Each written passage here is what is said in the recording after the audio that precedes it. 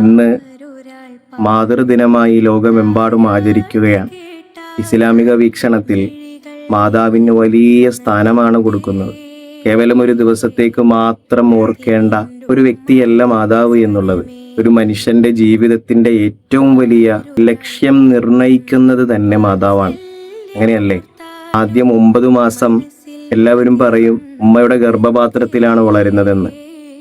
എന്നാൽ യാഥാർത്ഥ്യം അങ്ങനെയാണോ? ഉമ്മയുടെ ഗർഭപാത്രത്തിലല്ല കുട്ടി വളരുന്നത്, മറിച്ച് ഉമ്മയുടെ ഹൃദയത്തിലാണ്.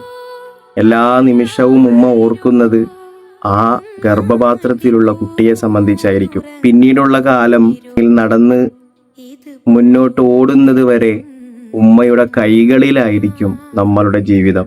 പിന്നെ അങ്ങോട്ട് ഉമ്മയുടെ ദുആയിലായിരിക്കും നമ്മുടെ ജീവിതം. മൂസാ നബിയുടെ വലിയ ഒരു ജീവചരിത്രം നമ്മെ പഠിപ്പിക്കുന്നുണ്ടല്ലോ. തൂരിസീന പർവ്വതം കയറുന്ന സമയത്ത് ബഹുമാനപ്പെട്ടവർ കാല് വഴുതുമ്പോൾ അള്ളാഹു പറയുന്നില്ലേ, ഓ മൂസ, ഇതുവരെ നിനക്ക് വേണ്ടി പ്രാർത്ഥിക്കാൻ നിന്റെ ഉമ്മയുണ്ടായിരുന്നു, ഇനി അങ്ങനെയല്ല, ഉമ്മ ഈ ലോകത്തോട് വിട പറഞ്ഞു പോയി. അതുകൊണ്ട് ജീവിതത്തിൽ സൂക്ഷിക്കണം. അള്ളാഹുവിന്റെ വലിയൊരു മുന്നറിയിപ്പ്. മാതാവ് എന്നും നമുക്ക് വലിയൊരു സംരക്ഷണമാണ്. മറക്കരുതേ, ഒരു ദിവസത്തിലായി ഒതുക്കരുതേ.